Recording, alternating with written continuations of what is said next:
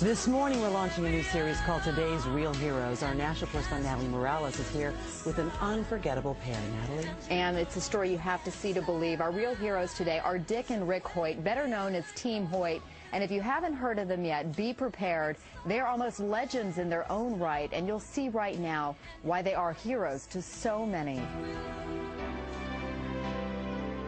This is one of the greatest love stories of all time, a story of a father who climbs mountains and runs to the ends of the earth and back to give his son a better life, a life that transcends the limitations of his body. Rick Hoyt's fight started at birth 44 years ago when the umbilical cord was wrapped around his neck. He looked beautiful and he was strong and he was laying on his stomach, and I thought he was doing push-ups. But what it was, he was having spasms. The doctors told Dick and Judy Hoyt that their son had cerebral palsy and would never be able to walk or talk. They said, forget Rick, put him away, put him in an institution. He's going to be nothing but a vegetable for the rest of his life. And we said, no, we're not going to put Rick away. We're going to bring Rick home and bring him up like any other child. So when the Hoyt family went to the beach for a swim, Rick went too. He'd sink down to the bottom and he'd look up and start laughing. He played street hockey. We'd just get a stick and push him in a chair and hold the stick for him. We did everything with him that we did with the other two boys. And Rick responded. And you look in his eyes, and he was looking right at you, and you could tell that he understood everything that you're talking about. But it wasn't until he was 12 when Rick found his voice, called the Hope Machine, a computer system created by a team of Tufts engineers. Hopefully people will look at me as an intelligent person and look past my disabilities. He could tell us exactly what he wanted, how he felt, you know, where he wanted to go. And it got him to go to school, and he got to be able to talk to a lot of other people. It was at high school where Rick first learned of a 5-mile charity road race for a paralyzed teenager. And he said, Dad, I have to do something for him. I want to let him know that life goes on. For Dick, who wasn't a runner, it was a call to action as a father. Rick told me, he said, Dad, when I'm running, it feels like my disability disappears. And that was all Dick needed to hear.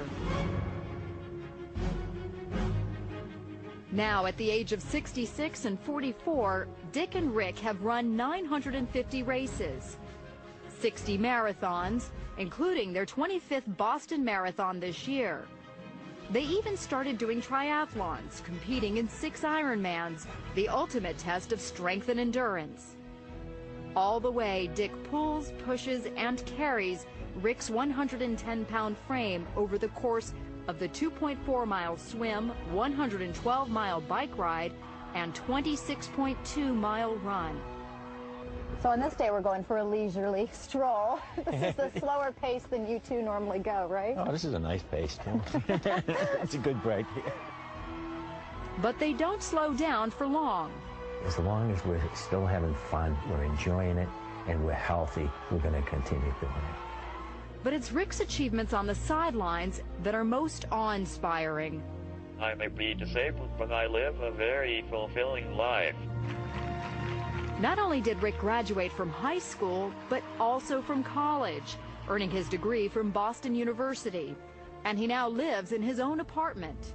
I have shown to disabled people that they don't have to sit back and watch the world go by.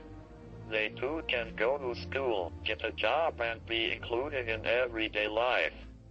The Hoyt's motto is simply, you can.